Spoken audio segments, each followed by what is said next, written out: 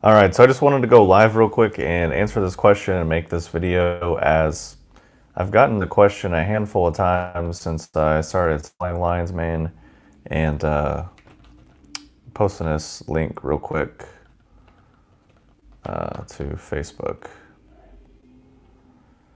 So this is a type of question, along with many other questions that I often will get about various herbs, and oftentimes they have no real solid basis, let's say. So I've gotten this question about from a handful of people who are like, oh, I heard online, I read that like lion's mane kills people's libido, and I'm hearing from a lot of people that it kills libido. So I was like, let me do some research, right? So search around, and then mostly what you see is a handful of Reddit threads. And I guess as I'm starting, I should say the answer to the question is no, it doesn't. I've never seen any evidence that it actually does that. I've never noticed it personally in my own experience. None of my friends or clients have noticed that. So long story short, no. And just to give you a context for the type of question that can happen online and sort of give people a false perception, I'll just read it. Lion's mane killed my libido. I haven't fapped in a week, which is extremely unusual. If I'm bored, I'm fapping 4 times a day, every day. Getting away from porn is a good thing, but I'm wondering if it will affect my gains. Is it killing my testosterone? I just want to get back into weightlifting, and I don't want anything holding me back. I've been taking it for 10 days.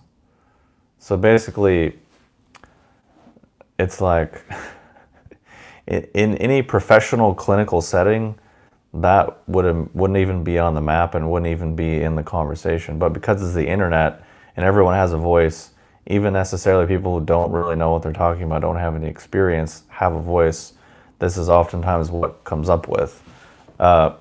So it's just this person's masturbating 4 times a day, every day, and talking about that like it's a good thing, and hitting the porn really hard. So it's like, well, there's a lot of good lessons we can extrapolate here in terms of herbs and supplements. The first is that obviously there's a lot of variability in the effects things can have on people. And the other thing is a person's lifestyle and the ecosystem of which they're living in has a huge effect. Meaning, like, let's say your lifestyle is not very good. You're super stressed, you don't sleep very well, you don't eat very well, you're dehydrated, and then you take an herb, and that herb might make you feel worse, actually. Because in some ways, you feel worse before you feel better, or because you're so used to feeling wound up and stressed out and imbalanced, actually feeling better feels worse. It's a thing that happens sometimes when people get very into trauma and pain and these types of things. That becomes their normal baseline. So if they chill out or feel actually better in some ways, that actually in their mind to them feels worse. The other thing is sometimes people are so wound up with anxiety, stress, and tension that is actually their problem, and they're addicted to stimulation. And this person who made the post, and many of the other people who made posts and around there, it's very clear that these people are very addicted to stimulation, very addicted to being in their head, almost OCD with things, and like definitely like bigger issues at play. But that's a kind of a bigger issue. And I can understand it from a few angles. First is I've been that person. Like, I got into this stuff when I was probably 20 or so, and was, riddled with anxiety and all the things that are very common these days, and was looking for things and ways to help and all these types of things. So I can very much relate to so many things in that particular post and many of the other posts. And then on the other side of it, it's 12 years of being in the alternative health industry and seeing my own progression individually, and also seeing things on the business side, and also studying with people that are actually highly skilled practitioners. And honestly, most of my friends are acupuncturists or medical practitioners of some type, for decades sometimes. So many different angles and ways in which of looking at it. So really, long story short is, no, it doesn't lower libido. And I think people should probably be, especially in that particular thread, should be looking at a lot of other issues. But this is kind of what people do when it comes to health, and when it especially comes to herbs and supplements. And I can see this over the years from dealing with people. Oftentimes people will blame the thing, but never actually examine the real roots or the real issues at play. So, and the other side of it is the subjectivity. So for example, another thread, people were talking about, oh, when I take cordyceps with lion's mane, it kills my libido. But like, if I take cordyceps with anything, I get the opposite effect, and I don't really need it. So, and plenty of other people and clients and people that I've talked to get the same effect from it. So then we start to break down the chain of, yes, there's that, but then there's also, well, what do you mean by cordyceps? It can be a wide variety of a variation and spectrum of quality, and we could spend hours breaking down each micro nuance of detail of production and cultivation, all these things. And there's another angle to it where people get obsessed with chemistry and percentages and numbers, and think that that is necessarily an indicator of quality, which sometimes it is. But this is the thing that we also arrive at, which is why I got interested in herbs was because I learned about Chinese herbalism and Chinese medicine, and it made a lot of sense to me, and it was really beneficial and helpful, especially considering that it's a system that's been around for a long time, before chemistry was even a thing. So then what people will do is be like, well, okay, I'm going to deny all of that. I'm going to deny all of this human experience and all of this database of information, because that's all wrong, because it's not science and it's not chemicals. It's like, well, just for example, I've taken herbs that have high amounts of chemical constituents, like gynostemma, for example. Gympinicides. People are like, oh, gympinicides are like these chemicals, and that's what makes the gynostemma good. So let's say maybe I can get a 40% extract of gympinicides. Tastes like crap, and it doesn't make me feel very good. Or I can drink a cup of tea with the gympinicides, and maybe it's only a few percent, but it tastes great, and I actually feel great, and I can do it over the long term, and it's awesome. So there's that aspect. I could get a reishi mushroom extract with 50% polysaccharides and 20% triterpenes. And some people will be like, oh, that's obviously going to be better. But it isn't. It's worse. It tastes awful. It makes your body feel awful. And it doesn't have the effects of what reishi actually is and what reishi actually should be. Because these things are typically, reishi, for example, has hundreds and hundreds of active beneficial compounds. So we're going to reduce it and say, well, you know, only two of them are good, and only two of them are the ones that we need, and those are the benefits. Which I'm always so confused, because it's like, if you think that way, then why are you messing with herbs and natural medicine? Why don't you just take pharmaceuticals? Because like, that's your paradigm, that's your philosophical system, is pharmaceutical. So why don't you just stick with that and save yourself the time? Because Rhodiola and Adderall and Xanax and Prozac and all these Viagra and all these wide range of chemical compounds that we have access to, those will guarantee to do something. Like, it'll definitely do something. Probably going to be a lot of carnage and damage in the process, but it'll do something. So from a scientific, mechanical, chemical point of view, just do that if that's how you think. Like for example, someone left a comment on a video, and it was like, how can you say you're not interested in the science of the chemical mechanisms that take place? It's the only thing we really have to help us be confident that this isn't all placebo. And I'm like, what? Like, if I mean, I understand that perspective. I understand where they're coming from and why they're coming from that position. At the same time, I'm also confused, and I'm like, why are you commenting on a reishi mushroom video if you think chemistry is the only thing to let us know that it's not all placebo? It's like, so I guess Chinese medicine and herbology is just straight placebo. Like, for a few thousand years, it's straight up placebo. And I will say, as a caveat, I don't like that standalone argument, because when you typically listen to sort of presentations, people are like, oh, this has been used for thousands of years, as if that is standalone, like, oh, then we shouldn't think critically. No, we should think critically, because just because something is old doesn't mean it's good, and doesn't necessarily mean that there might not be a better way at this point. So when I say certain aspects of Chinese medicine have been around for thousands of years, it's not that it's not like they weren't thinking critically about it and still are not thinking critically about it. They are looking for better ways. They have tried many other ways. There's been a lot that's happened, and then there are things that are old that actually we're like, actually, yeah, this is the best way. This actually really does work. And it's a real problem that I think modern people have with herbology, because you could take this formula of 8 herbs, and chemically we don't really know how it works, but it actually kind of does work, and generally does work, actually. Oftentimes more effectively than most other things, if it's actually the right formula.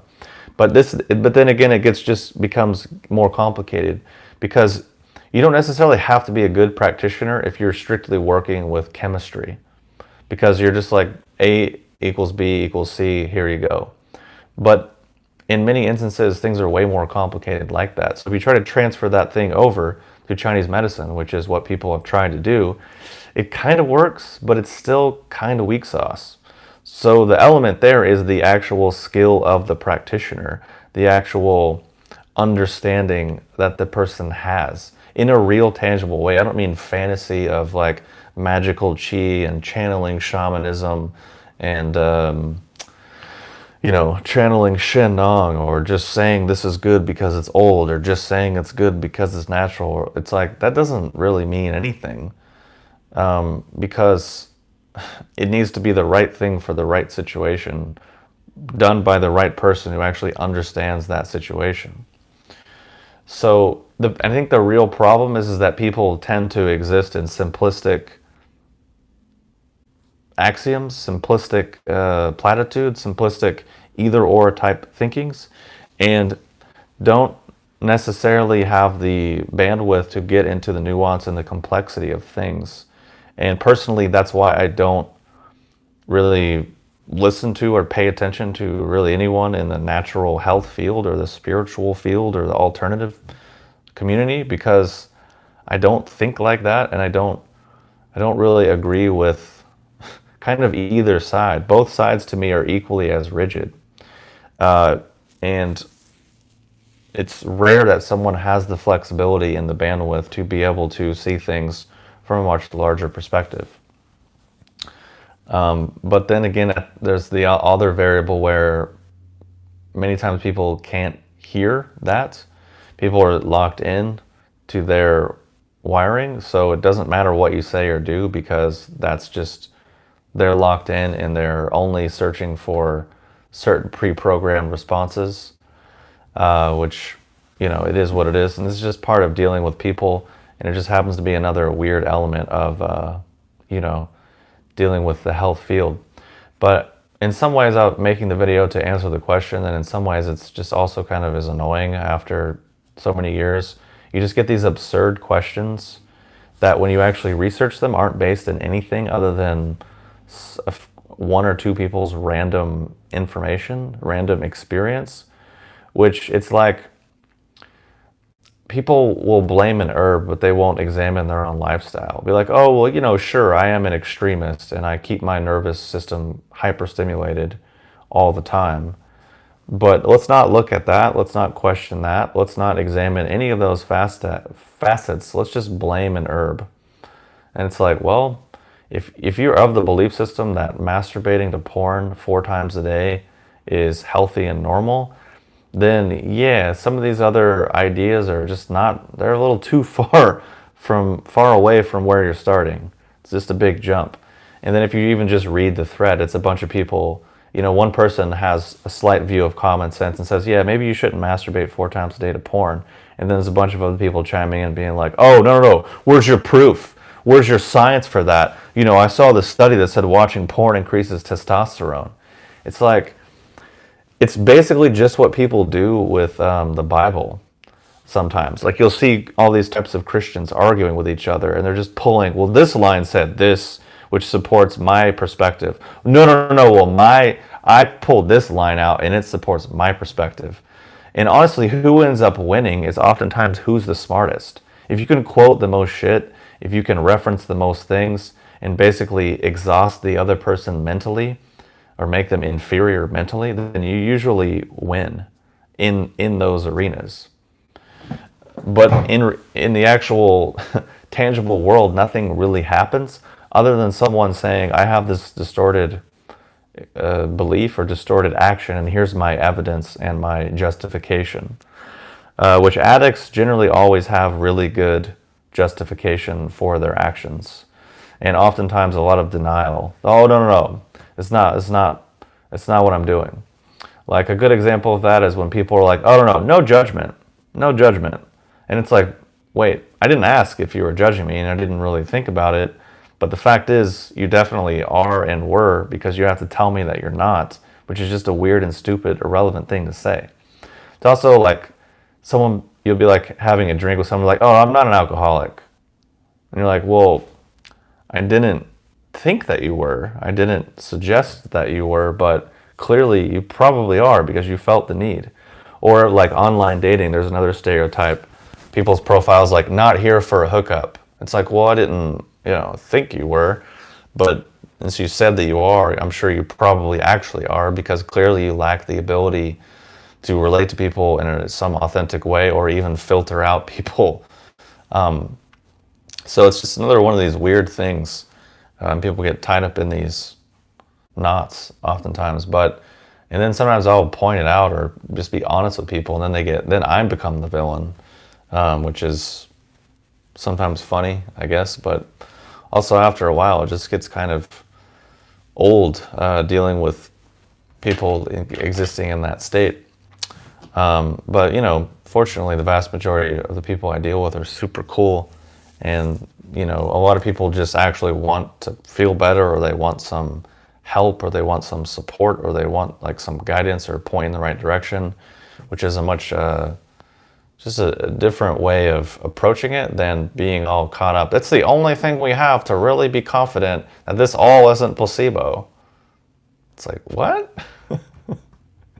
So what you're saying, like, it's just people throw out these huge claims, which in their mind they think they're smart or intelligent because they're scientific and they have this, whatever perspective. But then it's like, obviously they're not seeing the cascade of things that they're ignoring and implying in that statement. And also just kind of it's rude and offensive and kind of arrogant. It's kind of like me going to a really skilled medical practitioner, like many of my friends, just being like, well, but how do I know this isn't just placebo? Like, how do I know when you put this needle in me, it's not just like my imagination? It's like, people don't really know how to communicate with respect sometimes, because on the internet everyone's an expert, even though, why are they an expert? Oh, they read a couple studies and did some Reddit threads, and now they're an expert. It's like, all right, but how many years in the game do you have here? I don't know. I don't mean to like put anyone down or be mean in any way, but it's just, it's part of the negative aspect of having access to information. Another thing is like customer reviews. Like, I'll tell this story. Like, I had this customer I don't know, probably like in January. And it's a pretty freaking hilarious story. So this person ordered, and then their order got shipped. And again, within a couple business days, they got their order within a couple business days. But they emailed me, and it's always kind of like an angry thread of emails that with poor punctuation and poor grammar, and it kind of doesn't make sense, and it's like incomplete sentences. And it's just like, where's my order? I paid for this. Where's my order? It's been this many days. Where's my order? Why haven't you shipped it? Are you just taking my money and you're not gonna give me my product? And I'm like, oh, this is gonna be fun. So I checked the tracking on their order, and it says, item requested being held at post office. So I'm like, hey, here's your tracking. I double checked it for you, even though you already had the tracking information, but it says it's being held by request at the post office. So you just need to go to the post office, give them your information, and then you'll get your package. And he's like, oh my God, how dare you ask me to go to the post office? I paid for shipping. It's your job to get the package to me. Why am I going to go to the post office? Why would I pay for that? Why I wouldn't have ordered if I knew that I had to do this. And I'm like, well, it says it was sent there by request, meaning someone had to go on the website and say, please hold at post office instead of delivering it. And then they're like, and I'm like, and for the record, like, this is how it works. You order with me, it automatically goes through my fulfillment center, and then it automatically goes to the postal service. The postal service gives it to you. I don't personally hand deliver packages, and I'm not the postal service. I don't have any control over what they do. Once it's in their hands, it's in their hands, and there's nothing I can do. It's between you and them because you're the receiver of the package and your name's on the package. He's like, oh, how dare you? I would have never ordered if I knew it was going to be. And I'm just like, this person's never ordered online before. So this is the caveat of the story is I looked up their address, and then I looked up the address of the post office that was holding it. And just, you can't make this up. How far away do you think they lived from that post office? Just as a guess. Just take a guess. How close were they to the post office? Was it miles away? Was it on the other side of the city? It was like 300 feet. They were 300 feet from the post office that had their package. And they're yelling at me, you're a scammer. How dare you take my money and not give me my package? What kind of business are you running? And just insulting me and being hostile. And I'm like, look, man, there's no need to be hostile. Like, if your package gets lost, I'll either refund you or I'll send you a new one. But there's nothing I can do, literally nothing. This is where the package is. It's at this post office. Here's their phone number. Here's their address. Go there. Oh, I went there. They didn't have it. They didn't even know what it was. They didn't know what I was talking about. I'm like, oh my God, this guy's bonkers. So after, more email of hostility, I was like, look, man, I'm really sorry. I'll just refund your money. And there you go. So I refunded his money. And then the next email thread was even more upset. How dare you refund my money? What are you doing? Does this mean I'm not going to get my herbs? All this time, I'm not going to get my herbs. How dare you refund my money without asking? And I'm like, what? So then, I shit you not, within, I think, 20 minutes of that person yelling at me for refunding their money, the tracking said, package delivered, left with individual. And I'm like, this person's a fucking maniac. It's like, this is absurd. But it's just, there are people like that. And this is the point of that story, is sort of some of the negative consequences of the internet where everyone has a voice. And not only that, but they went on my Instagram, and on the first few poses, fuck Brandon, he's a fucking scammer. I don't trust Hyperion Herbs. It's all a ripoff. It's all a scam. Don't buy from him. And of course, then it's like all caps. And I'm just like, how insane are you? Like, the email thread, it was me being completely helpful, and then I ended up refunding their money because honestly, I didn't want to deal with them anymore. I was almost going to be like, please never order from me again. Here's a list of a few other websites that have similar products. Like, let's never speak to each other again. So this, yeah.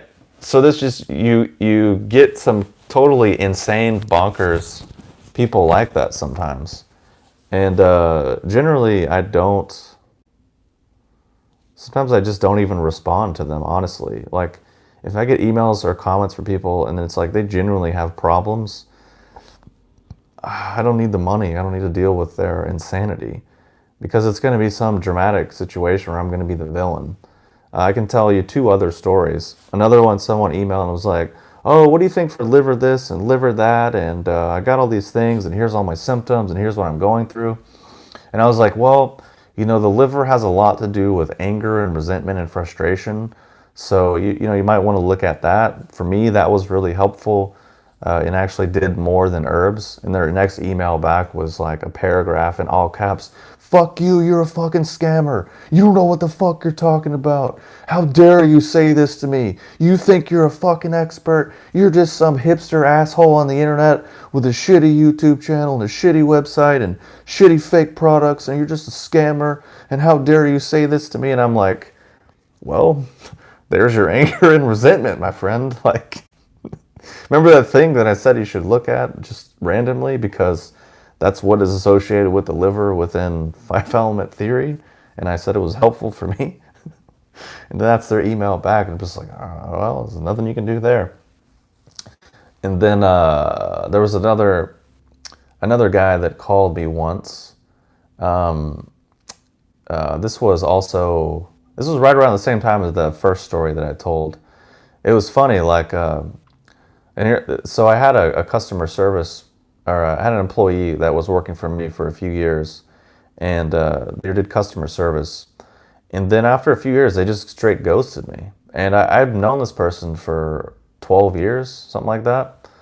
And they legitimately just stopped responding to my text messages, emails, stopped working without any without any notice, or without any information or anything. And I paid them really well. They had the flexibility of working from wherever, whenever, making more money than they would at a regular job. All these perks and benefits, but I decided, I guess they, I don't know what their deal was. I still have not heard anything from them. And so this was right around the same time. So I had to like pick up and start doing customer service again. And my first experiences back were like these wackos. But the first guy I called, he called and left a message like, "Hi, this is so-and-so, and I have a few questions about your Husha. So I was like, all right, I called him back within 10 minutes. It's like, "Hey, this is Brandon from Hyperion Herbs. I understand you have some questions. Be happy to answer them." He's like, "Yeah, I'd like to, learn more about the Husha. I got a bottle here." It's like, "Oh, what can I answer for you?" "Well, I want to know everything about it." I said, "Well, is there anything in specific I can tell you?" "Everything." I said, "Well, we have a lot of information on the website." Before I could even get the sentence out, once I said website, he was like, "How dare you? How dare you tell me to go to the fucking website?" And then hung up on me. And then I called him back because I was like, "Oh, maybe he got disconnected." And then it went straight to voicemail. I was like, "Oh, this guy's an asshole." So then, of course, I checked my email, and what does it say? "You're a fucking scammer. What kind of customer service is that? You don't know how to do customer service. I don't trust you. I don't trust your business. I'm never going to take your products again. You've lost a customer." So I was like, all right, well, let's see. And I checked my order list, and the guy bought like one bottle of Husha like 3 years ago. I was like, all right, you spent $19 over the course of 5 years. I'm sorry you're gone. But like, I mean, it was just like, he was just so angry. And I was like, dude, okay. But I mean, if he would have asked me anything, I would have told him anything. But he just said, "I want to know everything about it." And I'm like, well, that's kind of dumb. But, I have a website. It's like tons of information that I worked really hard on putting together. So you could just do it. But I think he just wanted to feel important, and kind of like make me feel inferior, put me in my place a little bit. That was the vibe. And that was because he was kind of he was kind of aggressive from the first get-go. So I was like, oh, here we go.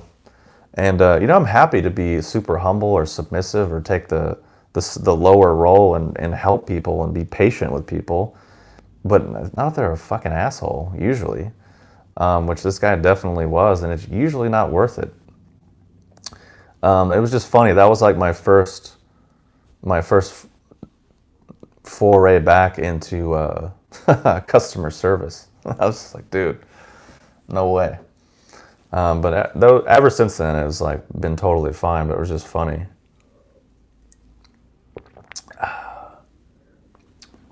Yeah, but it's just, I don't know. It's just like sometimes the downsides or the part of everyone has a voice. Like not everyone needs a voice because not everything everyone has to say is actually valid or worthwhile. But it's just part of the nature of the internet. So I guess my funny customer service stories. But generally, everyone's pretty cool and really nice and straightforward and just easy to deal with, which is great.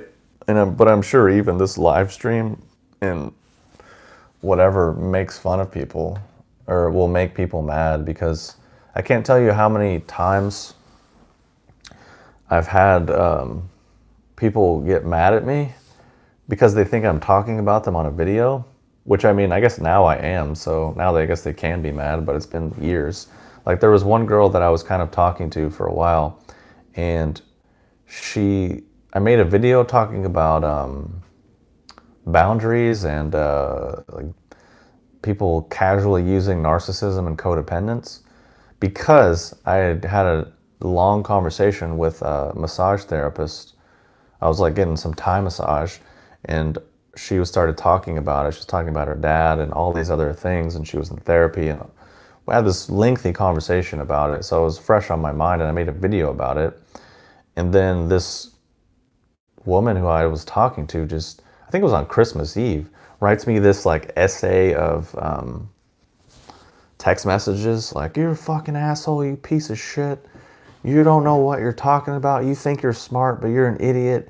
You think you're like conscious and all these things, but you're actually just a piece of shit, and you're really mean, and you're dumb, and your website sucks, and you're a scammer, and everyone hates you." Just like all of these things, right? And I'm like, wait, why are you upset? "Oh, you fucking made fun of me in that video." I'm like, what are you talking about? "Oh, because I told you about my ex and I said this." And I was like, I had to think. I'm like, I was like, oh yeah, you did mention that once, but I really didn't even think about it or care because it was so long ago, and you know, but they just took it all personally and yelled and was like super upset. And then I'm pretty sure they tried to hire someone to hack my website. And I'm pretty sure that they actually did it, because like the next day they posted on Facebook, "Hey, any of my friends hackers, I'm willing to pay for a special job that I need done ASAP." And then coincidentally after that, my website was getting pummeled with all these WordPress attacks. Which is like, dude, people are fucking psychos. This is just what people do. And that similar thing has happened a few times. Sometimes with customers and clients, where they'll out of the blue write me an email and tell me how terrible I am, and I'm a scammer, and I'm a piece of shit, and I'm judgmental, and I think I'm better than everyone, and just the usual suspect, right? And they'll be like, "Oh," and I'm like, "Oh, why are you so upset?" "Oh, because you said this and this about me in a video." And I'm like, dude, I don't know what you're talking about. I didn't say anything about you in the video. Well, I guess I am now because this is years later. But then with these people, I'm just like, look, you can't talk to me this way. You have no right to talk to me this way. It's very disrespectful. I don't need this in my life, so let's just never speak again. And that was pretty much the end of it. And then at least one of them wrote back and were like, "Yeah, you know what? I'm sorry. I was out of line, blah, blah, blah." And I'm just like, the ship has sailed, my friend. Like, we are done. Like, you just don't act that way. And you can really spot it. Like, generally, if someone's coming at you with what I call a shit sandwich, meaning they meet you and they're up front and it's all like they're stroking your ego. "Oh, you're so great. You're so this. I'm so proud of you. I'm so happy for you. It's so cool." Generally, there's some shit that's going to be in there. Like, because people will do that on the front end, but then if you don't give them what they want or validate their ego back, then they go to the other side. Oh, you're a fucking scammer. You're a piece of shit.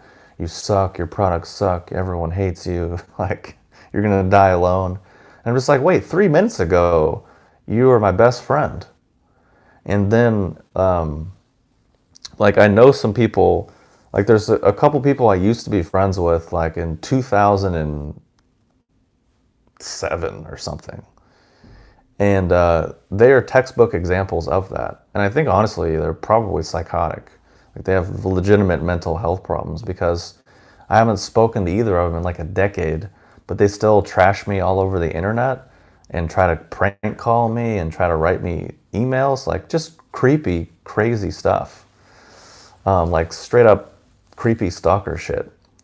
But they're straight up out there, like, 1 minute, I'm your best friend, I'm so happy for you, I'm proud of it. I'm like, look, man, I don't want anything to do with you. I haven't talked to you in a fucking decade. I don't, and I'll be respectful, like straightforward, like, hey, that's great, appreciate it, but I'm not interested. And then 2 minutes later, you fucking asshole, you're a piece of shit, your products suck, you're a scammer, everyone hates you, you have a small penis, your penis doesn't work, you're going bald, you're too skinny, you have no jing. Like, all these juvenile insults. Or like, I'm going to take down your business, I'm going to steal all your customers. Like, and it's like, wait, 2 minutes ago you were my best friend. And then they're like, yeah, but I don't understand why you don't want to be my friend. And I'm like, well, case in point, why I don't want to be your friend is exactly this psychotic fucking behavior that you just did. Like, that's why I don't want to be your friend. That's why I don't want to deal with you or talk to you or help you or give you business advice or give you health advice or have you any relationship to you whatsoever. Because people will do that on Facebook too. Like, hey man, I love your business. I love everything you're doing. You're an amazing light being. I want to start a business too. Can you help me out? No? Oh, well, fuck you then. I'm like, I was your guru and now I'm the fucking... But that's just how people work sometimes, man. But because, people feel anonymous behind the internet, behind, whatever, they feel like they can just do this. Or another example is I remember I made a Facebook post talking about, I was like, yeah, I'm thinking about doing a course about dating, because it had been on my mind a lot and I'd learned a lot and people were struggling with it. It's like, I could share some helpful insights. And then one dude is like, yeah, maybe you should get some pussy first. And then I was like, look, dude, I'm sure in your mind you think you're funny or knocking me down or justifying something, but you just look like a fucking asshole.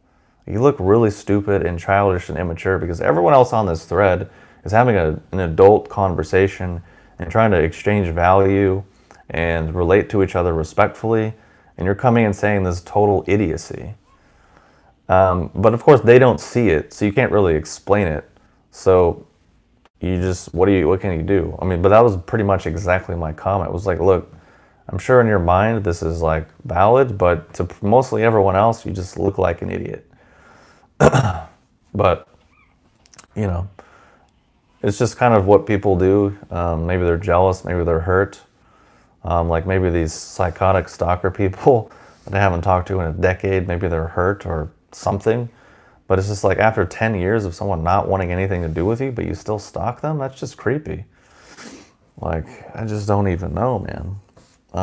But but long story short, none of this shit has anything to do with Lion's Mane. Like, there's probably going to be people who legitimately tune in to the first few minutes of the video, and then it takes this huge downward spiral, and like, wait, this doesn't have anything to do with Lion's Mane. I just want to know if it was going to kill my libido. It's like, well, maybe stop beating it to porn 4 times a day. And then, maybe that could help. But that's just the thing. People are getting these ridiculous extremes, and that becomes their norm, which is kind of sad. But I've also been there. I mean, a lot of my 20s was there. Like, stimulation from every single possible angle. I'm going to dose all of these herbs. I'm going to spend all this time on the computer.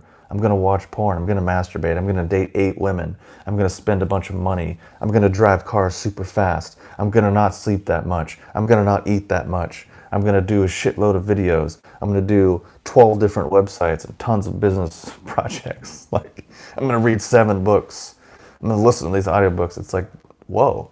But I mean, that was my that was my life for quite a while. So I can intimately relate to the mindset and lifestyle many of these people are coming from, and they want to find solutions in 29% of this versus 32%. I think I just need 32% and that's going to solve my problems. It's not actually. It's just more of the same problems. But anyways, yeah. But at the same time, I do also feel grateful and happy for the vast majority of my clients and people that I deal with that are super cool and respectful and intelligent and just nice, solid people. And it's interesting thing of the human mind where the negative stands out more than the positive. And there's even some like research that was done on it where, let's say you took a test and you got 98 questions right, but you missed 2. What's going to stand out is the 2 that you missed, not the fact that you got 98 right. So that's the whole thing. So it's another way that the internet and tech distorts things. Like, people will see something online and be like, "Oh, it's a big thing." It's like, not. It's a few people, or flat Earth. You know, there's this people are like, "Oh, it's a huge thing. It's coming about. It's coming into the limelight," and then in reality, it's like 10,000 people at most. Like, people just get very distorted with what they think is meaningful or valuable or useful or whatever, or what seems big. Like, people, oh, I hear a lot of people are having this, and then you research it and it's like, oh, 3 people. Like, oh, okay, I guess that's not a lot of people. But, you know, it is what it is. But that's, yeah, I think sometimes people get mad because I answer questions so quickly and flippantly and basically. Partially because that's the way all of my teachers are, unless the question is actually, well, sometimes the question is just literally a simple answer. But people, like, they need or want more. And this person made the comment about, what did they say? Let me find it. How can you say you're not interested in the science of the chemical mechanisms that take place? How I can say that I'm not interested in the science of the chemical mechanisms that take place is because I'm not interested in the chemical mechanisms that take place, because I recognize the limitation of that model and of that worldview, and also because I spent a decade totally nerding out with all of the science of reishi and all of the mushrooms. But I forgot quite a lot of it because it's just, I don't think that way anymore, and I don't orient myself to reality in that way. And I don't believe it's the only thing we really have to help us be confident that this isn't all placebo. It's just like, wait, what? So I understand how my perspective could be really underwhelming and disappointing to those types of people. But I don't know, it's just my brain doesn't work that way anymore. Which is, I feel like in some ways I got better at some things and I got worse at, you know, because how my older videos used to be, I just spout all this information about all these different herbs and all this nuanced technical stuff. But I did that for like 8 years. So I've kind of already done 300 videos about reishi. I did a 7-hour audio course just about reishi. I wrote an ebook just about reishi. I've written hundreds of articles just about reishi. I've done hundreds of videos probably just about reishi. So that's part of the reason why I'm not really that interested in talking about triterpenes and polysaccharides anymore, because it's just boring after that many years, honestly. And I believe in it to a point, but then after that, it isn't better, because I've experimented with extracts of all shapes and sizes that are chemically better, chemically more potent, biochemically grown in a way that makes them more biochemically concentrated. But they're actually not better, is what I realized. Aside from like, oh, this has more chemical, which allegedly does more of this. So, because reishi to me is a lot more than just that, hence why I did a 7-hour audio course about it, and hence why I've done hundreds of videos and all these things. Granted, I understand no one's going to have all that context and information, because why would they? Because it's pretty irrelevant data. But yeah, I mean, it's also partially sometimes my personality is offensive to people, but I don't even mean or intend for it to be. It's just ultimately you can't please everyone, you can't resonate with everyone, and the 100% solution to the problem is that literally if they just went to the website, there's actually technical breakdown and information on there. On the actual product page and on the blog, there's numerous articles talking about nuances of polysaccharides, nuances of ganoderic acids, nuances of triterpenes, all these things. So I don't know. It's just like, well, anyways, let's see if there's some questions. I can probably do a few minutes of questions, then I gotta get some dinner because I'm quite hungry. Did you drink any pu'er today? I did. I had a 2016 shung from 1,000-year-old trees from Myanmar or Burma, and it was pretty good. Yesterday I had quite a few shungs, and today I think I just had that one 2016. That's pretty much it.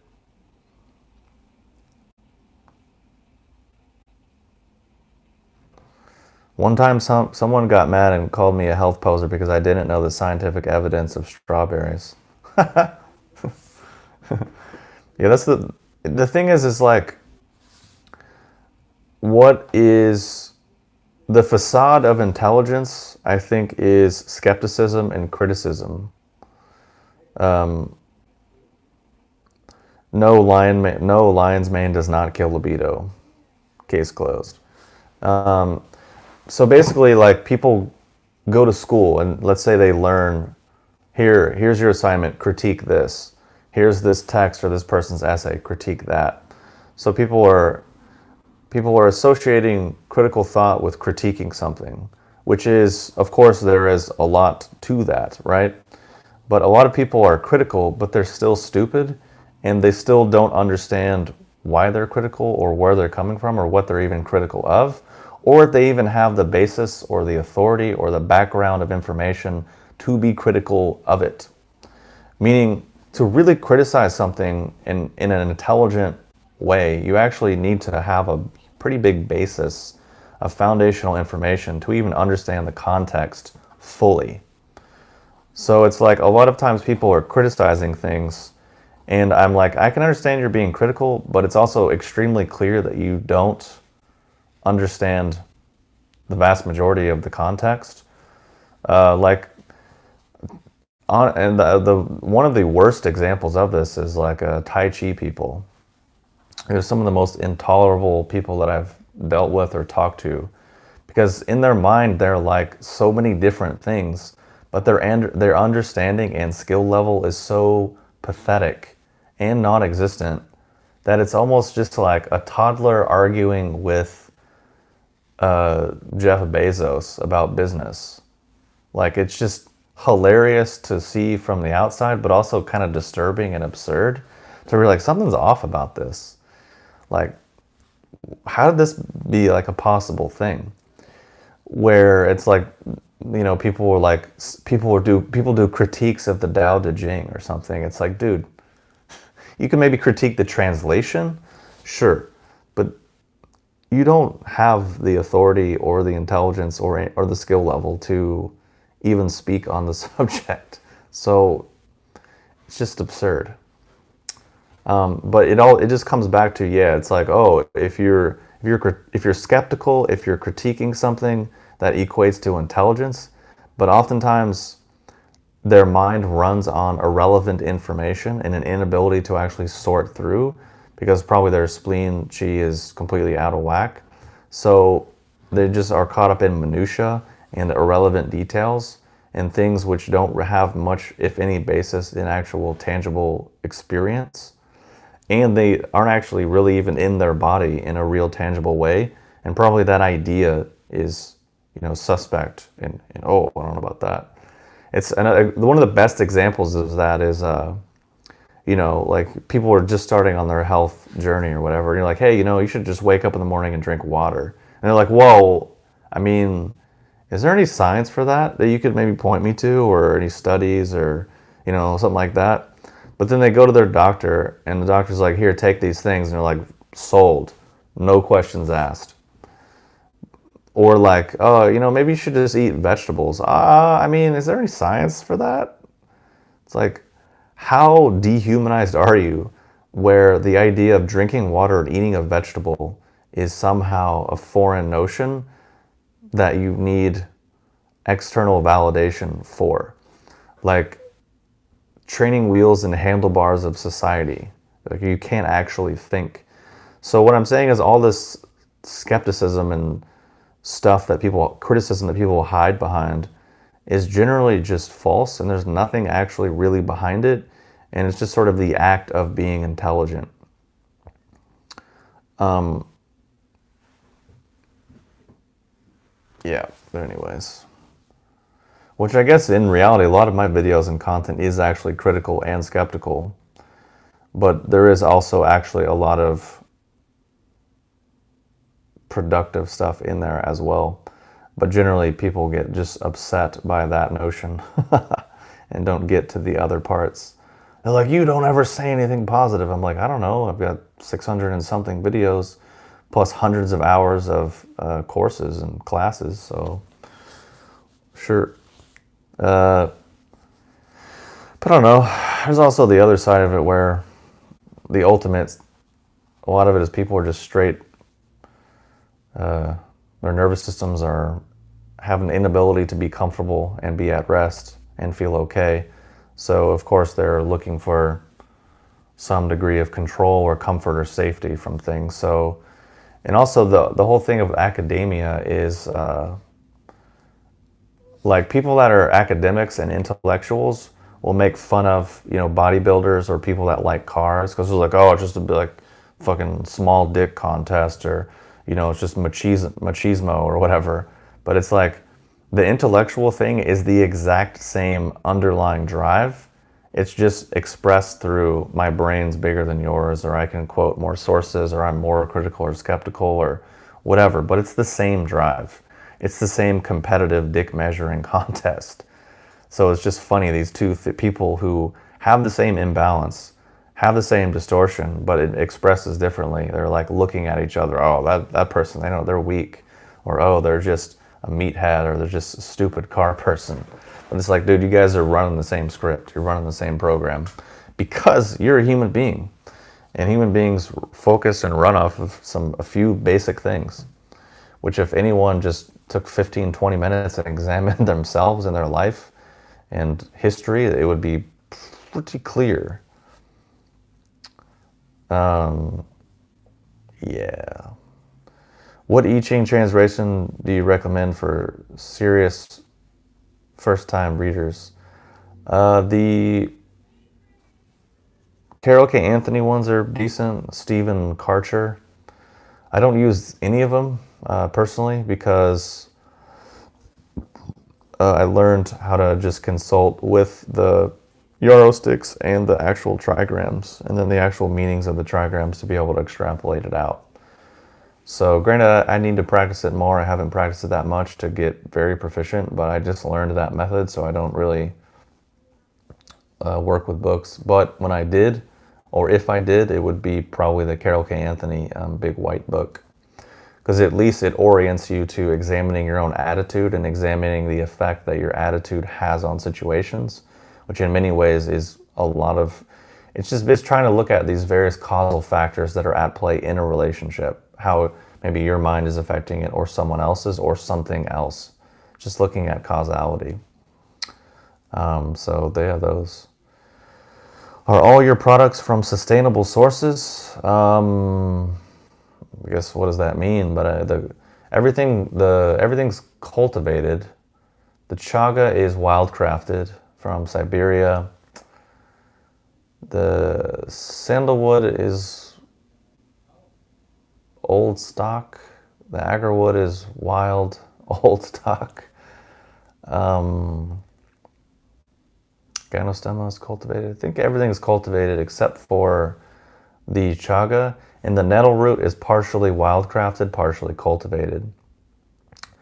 As is the hosho. I think it's partially both. It depends on batch to batch, and then depending on like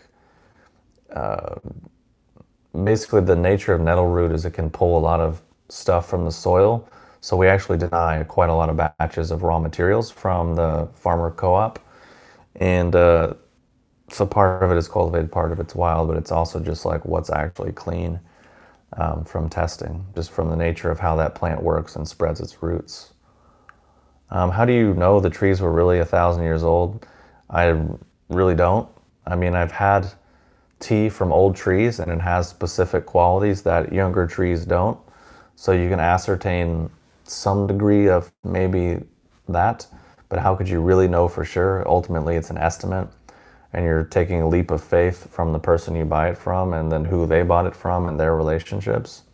So ultimately, it's a lot of leaps of faith that are taken in that, in the combination with whatever your own pre-existing skill level is or ability to discern quality and experience.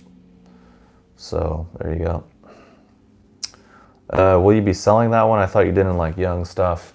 I will not be selling it, but I just found it in my cabinet and started taking it myself. Because I was changing it up. I gotta get some water though. So yeah, I probably gotta head out of here because it's getting a bit late.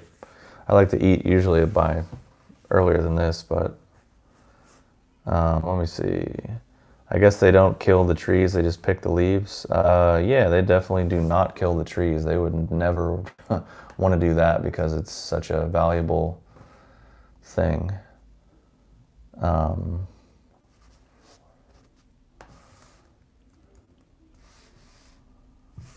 me see.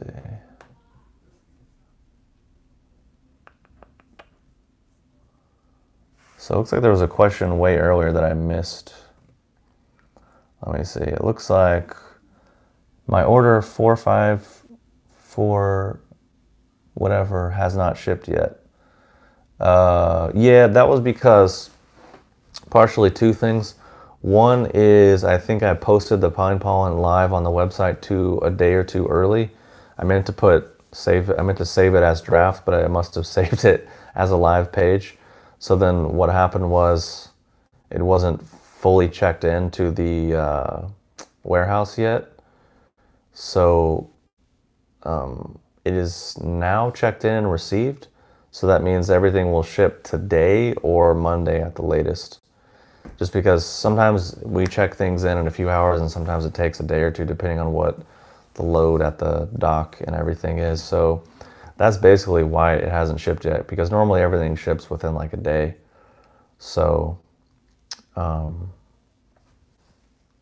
that's why that has not shipped yet, if you're even still on the live stream.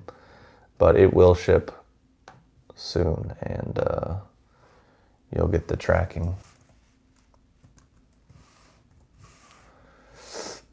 Let's see.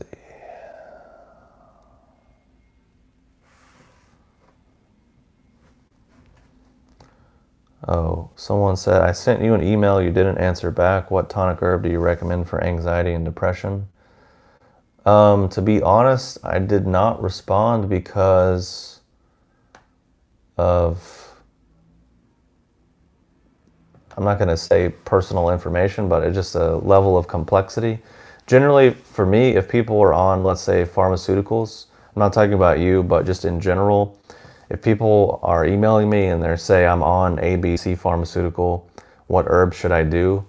It's generally a bit dodgy territory for me from a business perspective and legal perspective, because I'm not a doctor, I'm not a pharmacist, and I don't have the expertise to understand exactly how herbs would interact with various pharmaceuticals, hypothetically. So that's why I generally don't recommend that.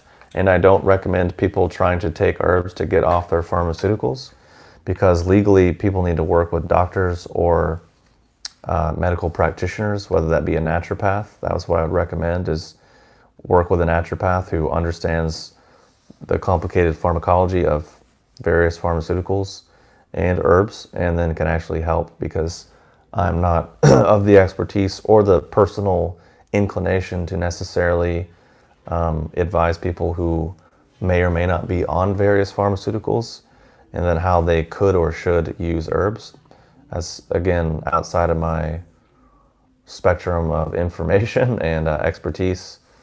So that's why I may have not responded to that email. So yeah, in that situations like that, work with a licensed therapist, a licensed practitioner, or a naturopath. That's the best scenario. Is the pine pollen chalky? Can you talk about the quality? I mean, I think I have some. I don't think it's chalky. I'll try to bust it out. See what I got.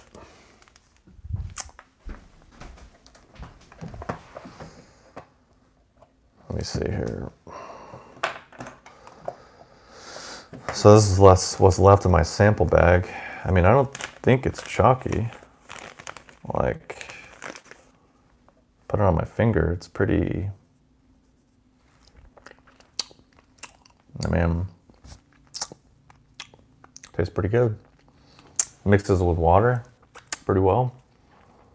So, I don't know. Not sure if that answers your question, but it is the texture that pine pollen is, which is kind of this polleny, powdery substance that I think tastes pretty good, and mixes with water pretty well. So you just blend it with some hot water, or put it in like a blended elixir drink, and there you go. It should be fine. Hopefully that answers your question, as I just got pine pollen all over my black clothes. Anyways, I gotta jump off here and get some dinner. Oh, can you talk a little bit about the quality? Oh yeah, I guess I forgot. So basically it's wild harvested pine pollen. It's from China, and basically it is gone through the cracked cell processing, which basically cracks the cell wall to a higher degree of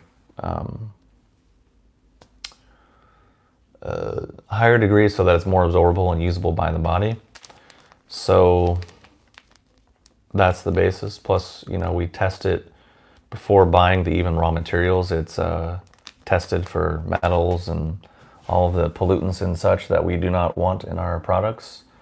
And that's how we, do our sourcing that way, especially with wildcrafted products. And then, gone through the cracked cell process, and then that's pretty much it. It's not extracted. It's just straight up. So I think it's pretty good, and it's one of the better pine pollens that I've tried. Hence why I'm selling it. And whenever I'm doing it, I'm usually just do like a teaspoon or so. Like for me, just a little bit supportive is more than enough. If I start, for me, I don't need like a tablespoon or two. I don't need a huge androgen boost. So yeah. Let's see. Why don't you sell Schizandra?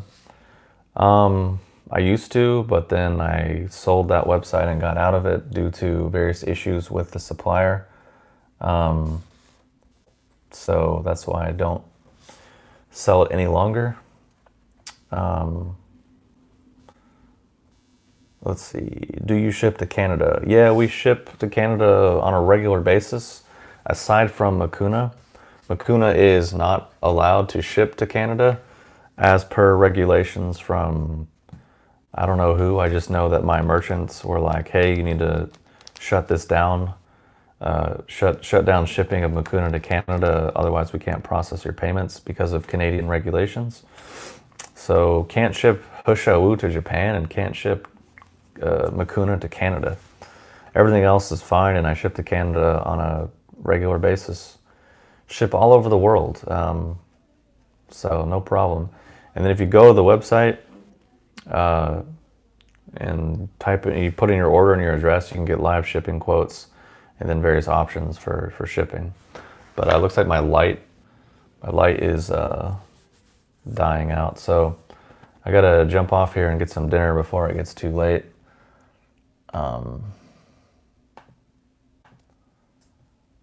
Sure, I hopefully didn't anger too many people with the with the live stream.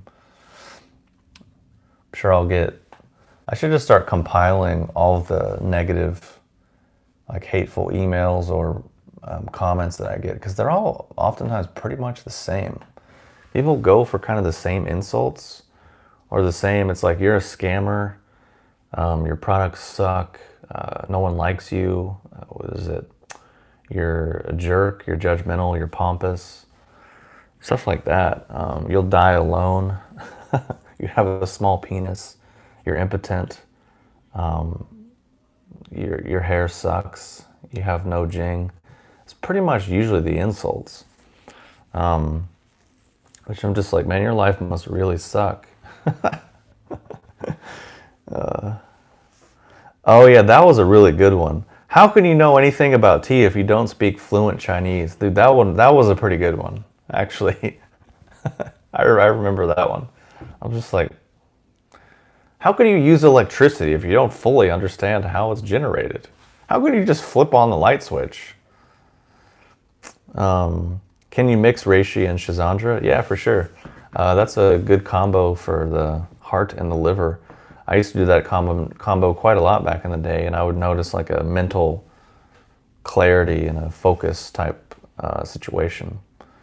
So that's definitely a pretty good one. Yeah, man, you just get some wacky comments on here. It's just like, what kind of life do you have to live to? I used to, for a few years, I was getting all these hipster comments. You're just a stupid hipster. You don't know what you're talking about. I'm like, am I a hipster because I wear glasses? You and your piece of shit hipster glasses. I'm like, you don't get out much, do you, my friend? Like, it's pretty good, man. Pretty good. But I think that's also part of the reason why I got kicked out of this. I was doing this martial arts for a few years, and allegedly it was qigong, and allegedly it was internal, but it was neither of those things. It was just straight up white dudes with daddy issues who were Christians and had kung fu fantasies. It's mostly what I can ascertain, but I mean, it was my first experience into it, and I did, get some good things out of it and learn a lot, and also injured myself and damaged myself, and which is part of the reason why I eventually got booted out, because it kept asking so many questions. But yeah, they had all these like kind of like janky ass reasons why I got kicked out. They're like, yeah, you're not allowed to teach if you're in the system. And I'm like, but I don't teach martial arts, so why am I getting kicked out? Oh, because you did a class on yoga. And I was like, well, first of all, I didn't teach it. My friend who is a yoga teacher taught it. I just put it on my website. Yeah, but it's a conflict. I'm like, is it? It's a conflict? Yeah, okay. It was just like, yeah, and they're like, yeah, you're giving away all of our secrets on YouTube. And I was like, wait, what? When did you give me secrets? There's nothing here that you couldn't get in a basic Yoga 101 book, or a basic the Tao of Pooh, or the Duh of Piglet, some type shit like that. So I got kicked out of there, and I think it was just many different factors. It was just kind of an absurd situation, but it actually, in hindsight, was one of the best things that happened and progressed me in a different direction of life, and I have in a better spot now, so I'm grateful for that. But at the time, I was just kind of like, wait, what the hell's going on, man? Oh yeah, I like the comments on your old vids where people assume you're high in every video. That was pretty good. Which I never was high. I mean, maybe on reishi, but I was. It's funny. There was times in my life where everyone accused me of being high, but I wasn't. But when I was actually high in my life, no one ever accused me. Like in high school and college, no one was ever like, "Dude, you're high," when I actually was. So it's kind of funny how that worked out.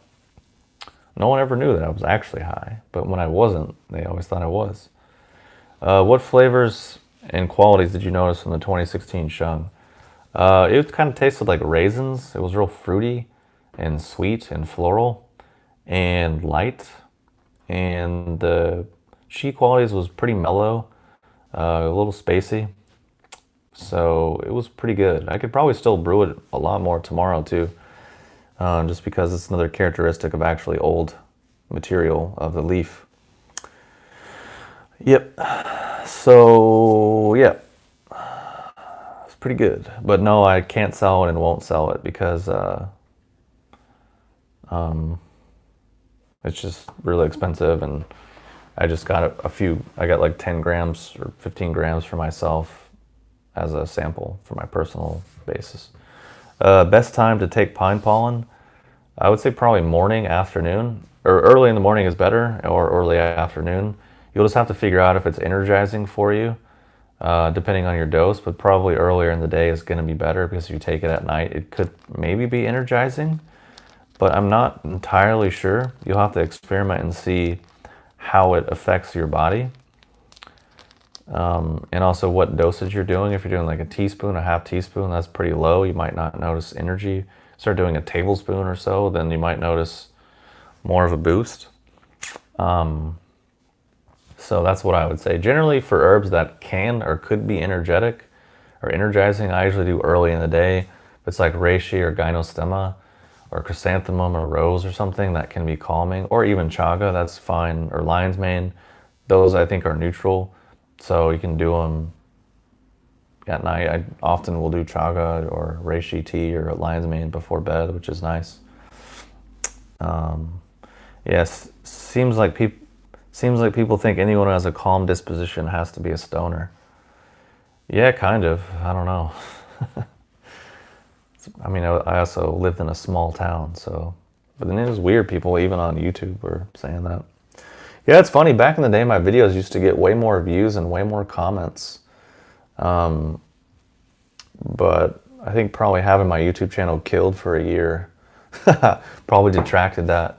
And also just being generally, I don't know, having a different disposition now is probably less attractive to people, and, you know, whatever. I find myself liking, being on YouTube less and less as time goes on.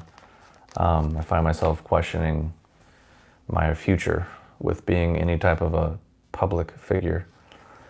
Could rhodiola help depression, and do you sell it? I do not sell it, and I'm not sure if you could use it for depression because it might interact with other drugs. Might want to be cautious of that, especially rhodiola, because I think it can, to me, I don't really feel rhodiola is a tonic herb. I think it's a great herb for sure, but it's also strong, and I don't know. I haven't taken it in a few years. Maybe I'll revisit it at some point and perhaps consider selling it, but it also just tastes awful. It has like dries your mouth out really bad and is like really astringent and like kind of bitter. Which is, I like herbs that don't taste terrible. Let me see here. I gotta get some food soon, man. See where I'm gonna go. Where am I gonna go? Maybe across the street? Maybe I can walk across the street. That could be good. Pretty quick and convenient. Yes, there's many different types of rhodiola. Rhodiola sacra, rhodiola rosea, and then a few others. Depending on where it grows and these types of things, there can be some different types of benefits.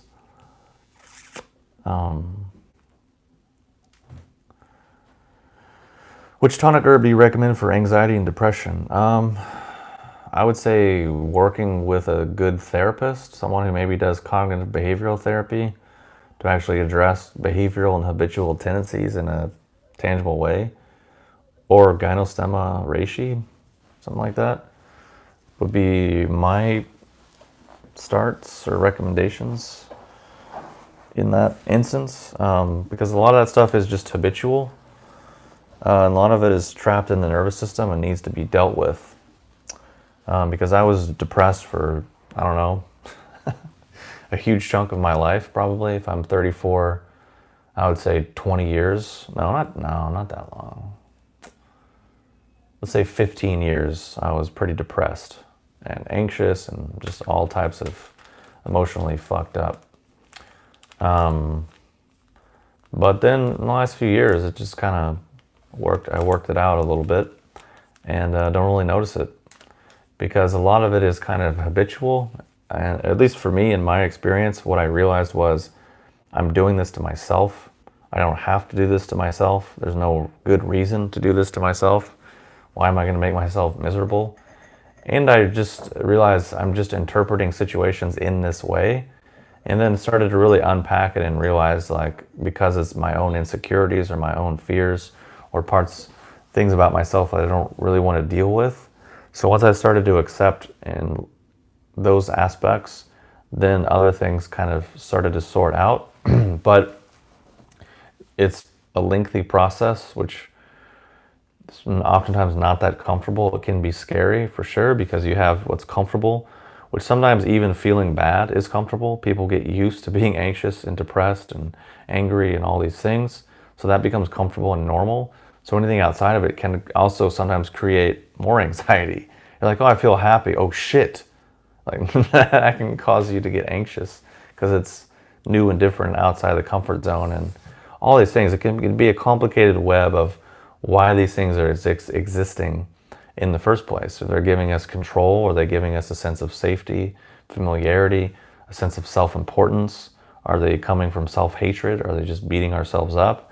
Are we taking out and repeating some abuse that we were a part of or something that we received? It can be a lot of things, which is why an actual therapist or someone who's good and skilled is useful and can really be efficient in the process. Also, it's just something that I say almost every single video. Go to bed early, wake up early, eat 3 regular meals a day. Don't skip meals. Eat actual real food, not sugar and processed nonsense. Get rid of all of that stuff.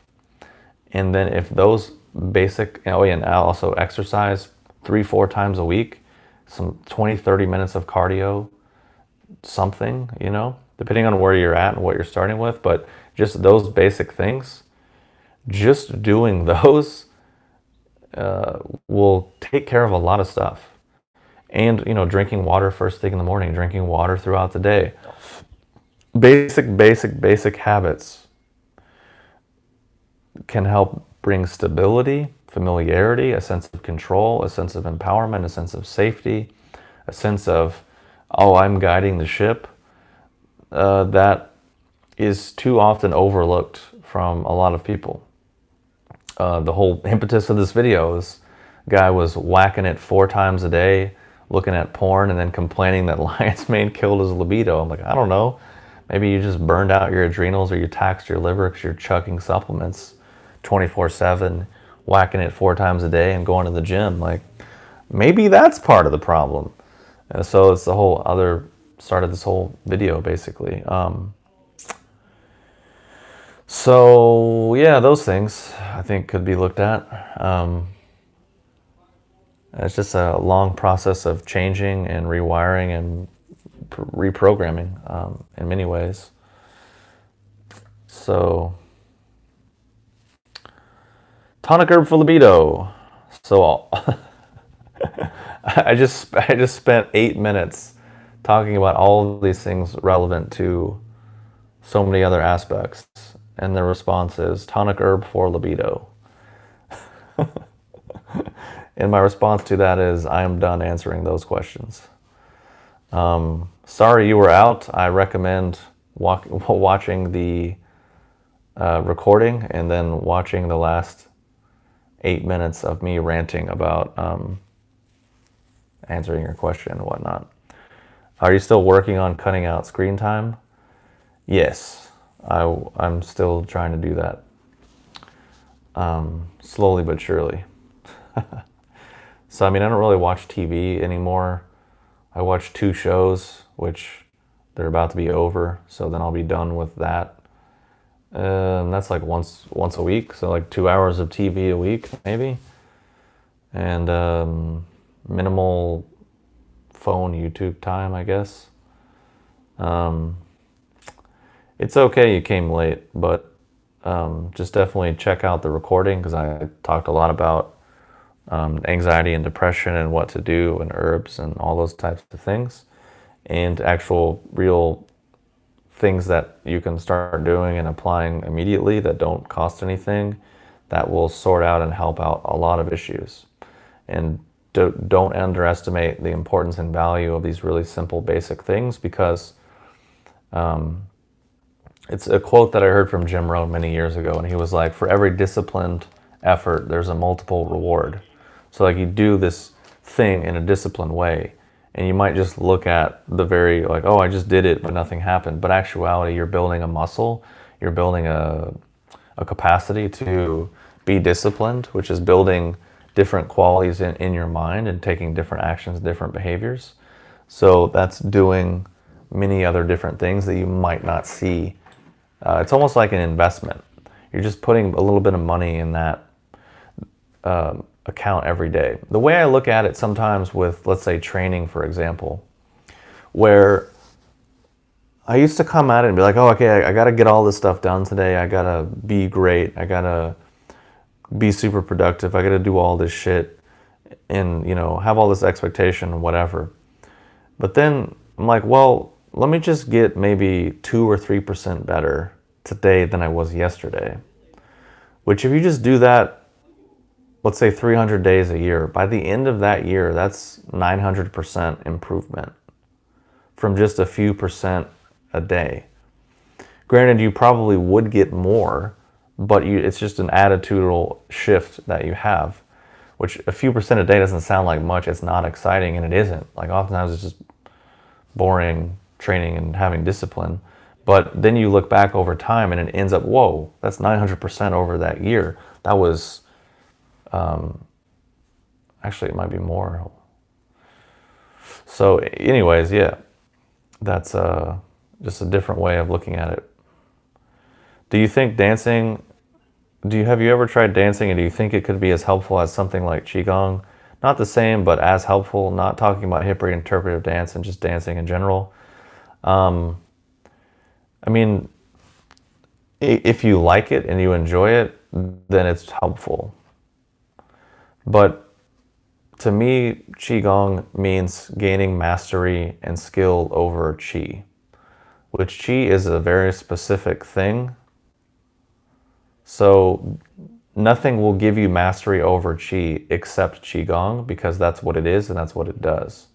Also, no Qigong that you'll ever find in public will ever actually give you that.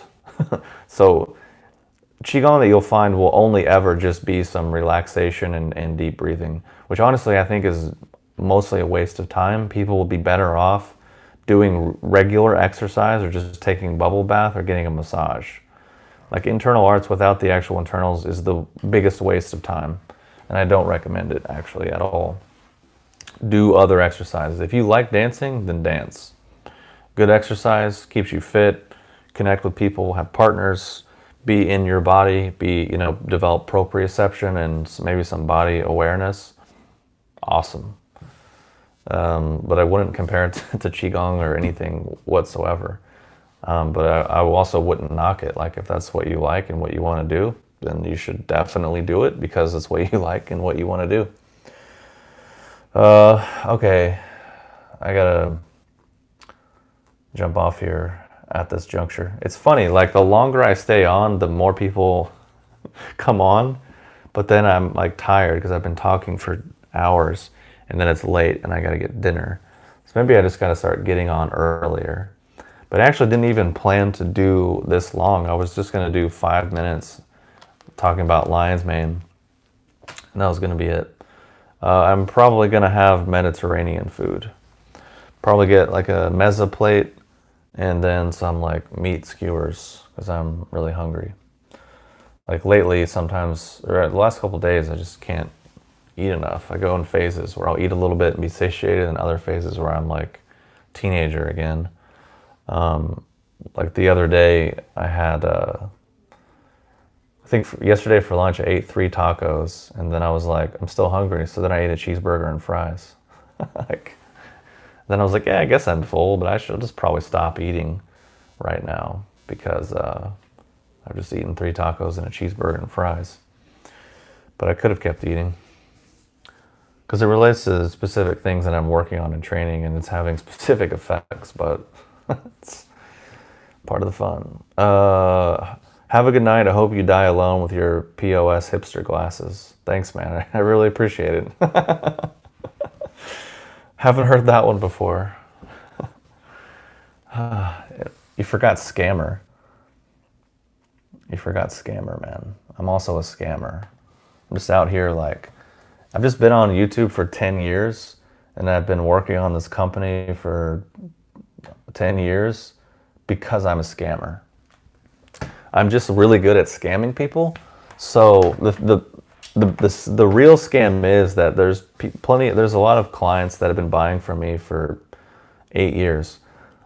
The best way to scam people is to scam them for 8 years, man. Like, you just do a scam once. No, you got to scam like for a long time. That's the genius of it, you know? It's like, really? That long? People are absurd, man. But it's all placebo.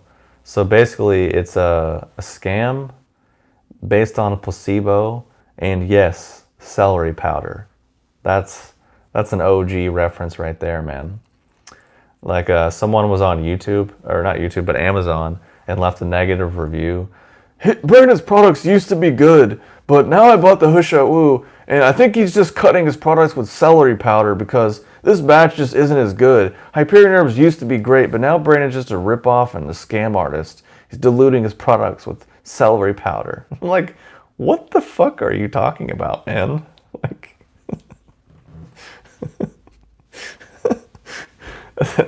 it's like, okay, that's how it is. Like, okay, let's say I order 100 kilos of Husha Wu, right? So then what I do is I get it ordered in my kitchen, and then I get celery powder, and then I mix it in, and then I take half the Husha Wu, and I keep it for myself, and then I mix the celery powder with the other half of the Husha Wu, and then I sell it, and no one knows the difference. So I get all the money and all this Husha Wu for free. That's what I'm doing for 10 years. And spending shitloads of time and energy and money and stress. Oh man. Can you rate the quality of your herbs?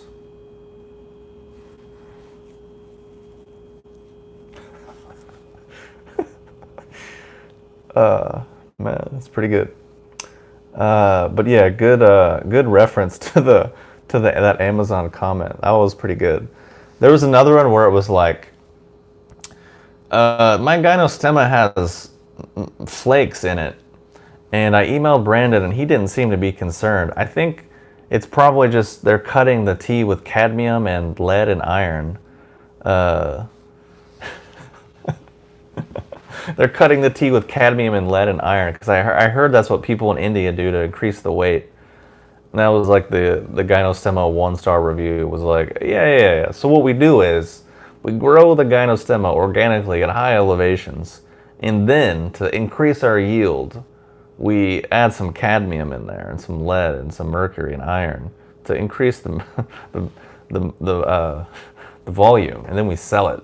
And then we make that little bit extra money, and then you get those metallic flakes. No, actually what it is gynostemma is a creeping vine that grows on the ground, and we grow it organically, like no chemicals, no nothing. It just grows. And then there's not really a way to clean it effectively without just completely destroying it because it's a delicate leafy green. So you do sometimes get some dirt sediment or some particulate, or one person said it was actually just silica that grew on the leaves. But if you just give it a rinse, it's a total thing. And that's actually what I said in the email. But they were like, it's celery powder.